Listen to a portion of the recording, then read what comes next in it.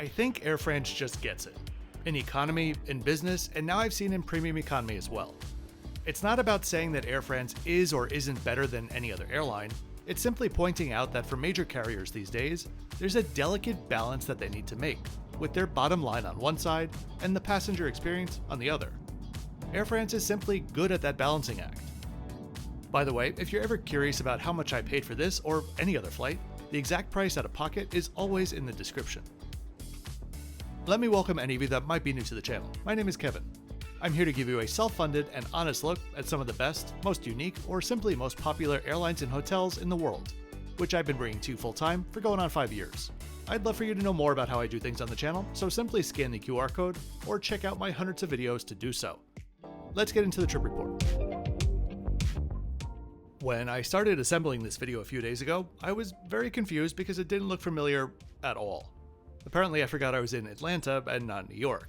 And so here we are now, heading to Hartsfield-Jackson International Airport to the south of the city. There are essentially only two passenger entrances. The main terminal, and where we are now, the international terminal.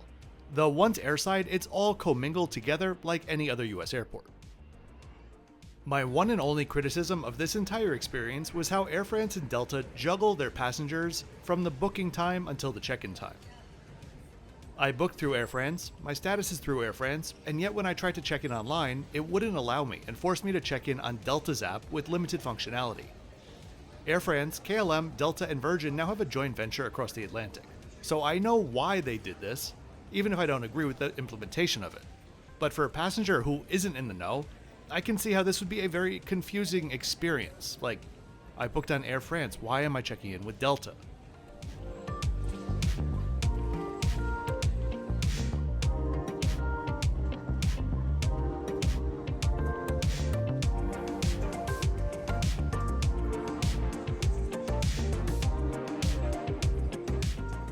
By the number of passengers passing through annually, Atlanta is by quite a bit the busiest airport on Earth. Last year serving more than 100 million passengers. That's more than New York's JFK and LaGuardia combined. That's definitely not to say though that everyone is actually going to Atlanta. This is Delta's Fortress Transit Hub, and the massive airport is laid out in satellite concourses to ensure an efficient flow of aircraft into and out of the airport's 192 gates.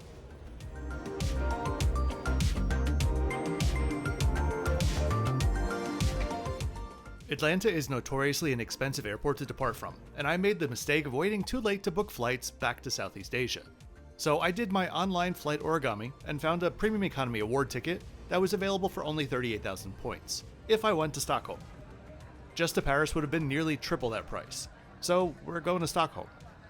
And no, I do not ever endorse skip lagging, the process of booking a ticket and not actually making the connecting flight on purpose. So at the end of this video, I'll give you a quick taste of what the transit and economy flight to Stockholm was like as well. For now, I'm going to head to the Amex Centurion Lounge. If you have SkyTeam Elite Plus membership, which I was like 5 XP short of at the time, you could also access one of Delta's Sky Clubs, with an economy or premium economy ticket on Air France.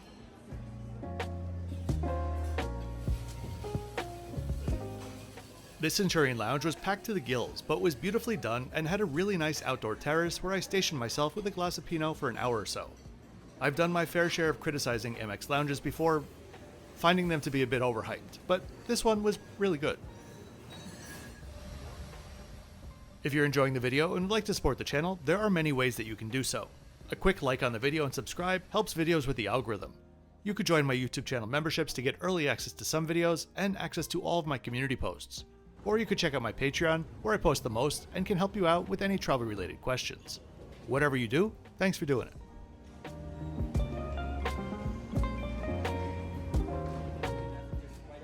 My flight was originally meant to be on an A350, and I was excited to try out their new premium economy. Some weeks before the flight though, that flight was cancelled and I was put on a flight 2 hours later, which frankly I was happy about, making my transit in Paris shorter. I was impressed that when rebooking me automatically, the system maintained my bulkhead window seat. I was a little bit bummed out that it would be a 777-200 because I was under the impression that they were still sporting those old fixed shell premium economy seats. But in fact, our aircraft had already been refitted.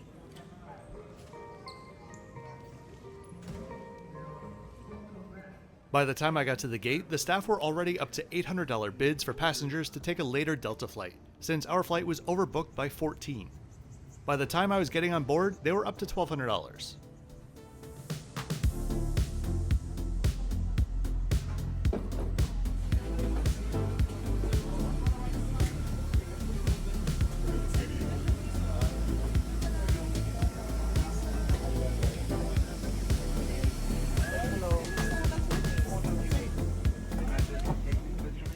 I had a very spirited welcome on board, made a quick turn, and was at my seat, 10A.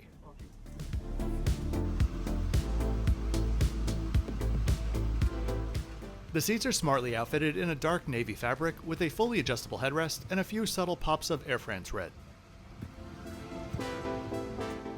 As far as premium economy seats go, I'd say this is precisely what you'd expect to encounter on a good day. The seat itself is comfortable and supportive.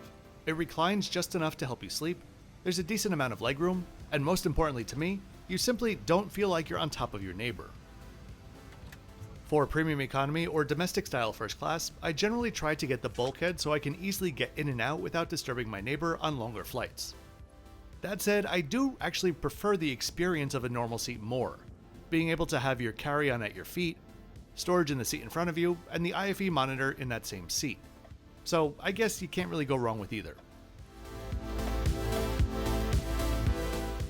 I find most leg rests in premium economy or domestic first to be kinda useless for me since it seems they're made for shorter people. But today, this one was actually pretty comfortable. I'm guessing these are exactly the same seats used on their A350s, which explains the big gap between the seats and the walls, since the 777s are a wider airplane. This game started very early today, and it seemed to be contagious. Bottles of water were at each seat when we boarded, along with a few comfort items that we'll take a look at in a bit. We pushed back, and their very French safety video began.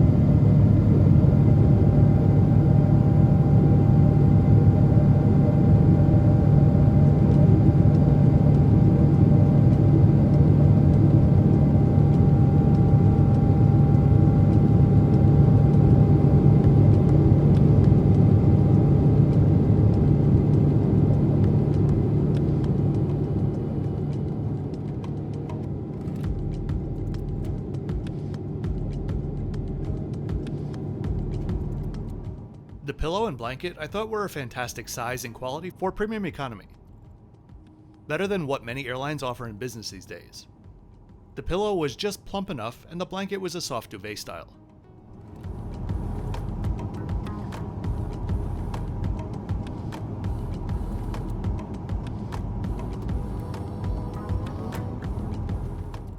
The initial drink service, which came around just 12 minutes after takeoff, is kind of like a business class pre-departure service, with champagne, water, and juice pre-poured to select from.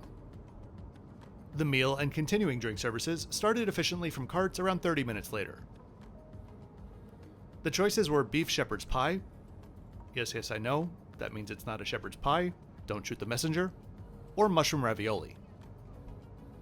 I was surprised that there were only two choices, but they both seemed to be crowd pleasers. Ironic that on my last Air France flight in business, I also had quote-unquote shepherd's pie, but with pork. It would seem Air France may exist solely to screw with Brits. The starter was a quinoa and edamame salad of sorts, and the pie was hearty and delicious. We also had cheese, a decent roll, fantastic cheese biscuits, and finished things off with a cheesecake. If you're flying on Air France, you might want to have your lactate ready. Overall, I'd say we're at an 8 out of 10. I do think they could improve things by using ceramic serveware, but for most Western carriers, I know that's asking too much. For the bulkhead seats, the in-flight monitor popped up from in between the seats. The system is intuitive and easy to use without any lag. Plenty of movie and TV choices on offer, as well as the latest generation of moving map.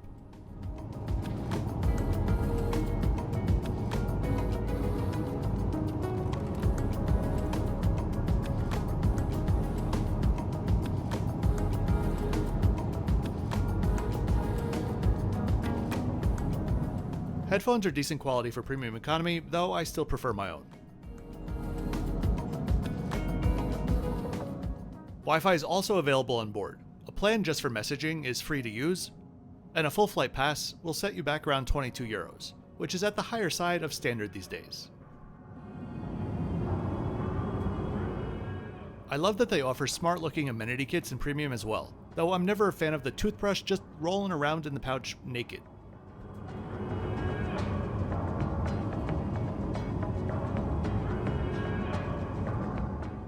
I should mention, in case you didn't notice it in the opening graphics, that this is a 24-year-old aircraft. Proof that there is plenty of life left in these birds with refits and a bit of care. The bathrooms on board were clean and had a unique soap dish that I don't think I've ever seen on other airlines, along with some Clarence products.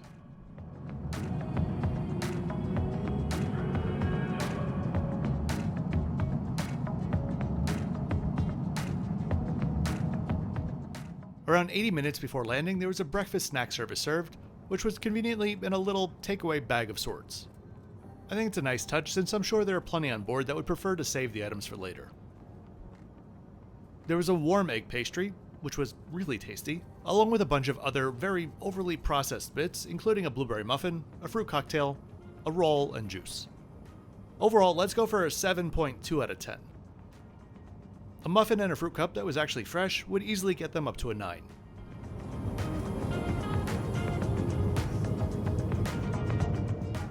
Service on board was as good as it could be considering the efficient services.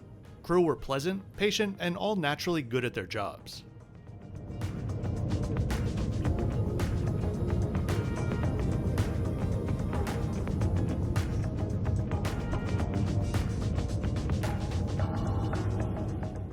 I'll let you enjoy the morning approach into Paris.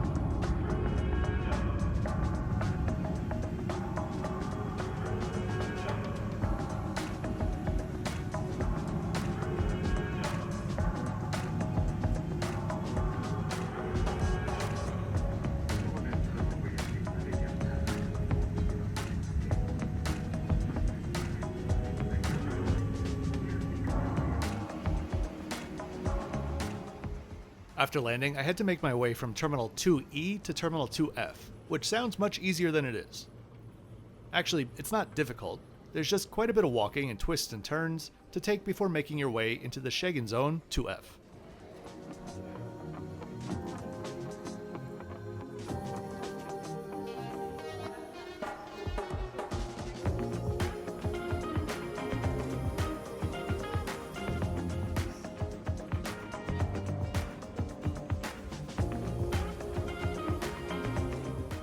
One thing that I do love about American carriers is the functionality that they build into their apps, and Air France is one of the few carriers which matches that functionality, assuming they allow you to check in. After exploring the terminal for a bit, I headed over to the gate. I opened the app and checked out the seat map. I had a standard window seat, but I noticed that there was an exit row aisle open with no one in the middle seat. Knowing that I didn't need to film this entire next flight, I happily made that switch in the app just a few minutes before boarding.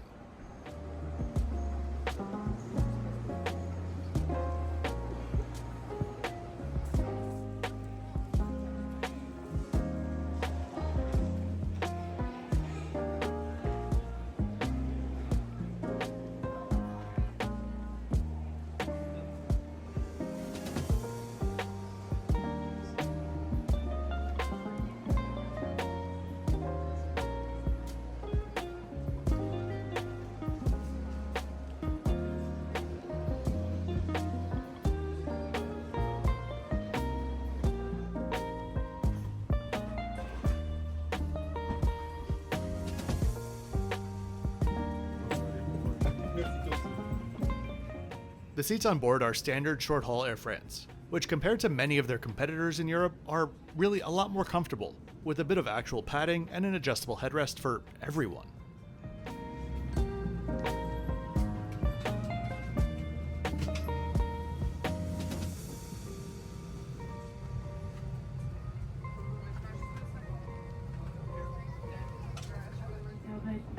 Of course, great legroom in the exit row as well.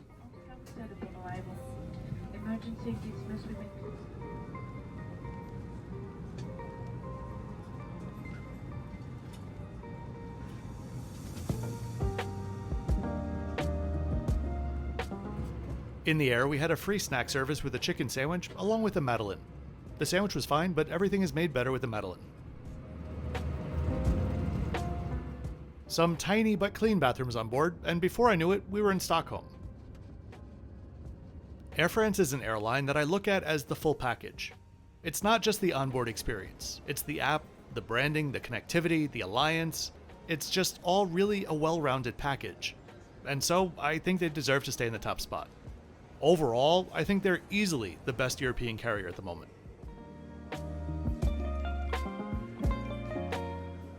So I really do hope that you enjoyed today's trip to Sweden. If you did, please be sure to click that like button and subscribe for new videos each week.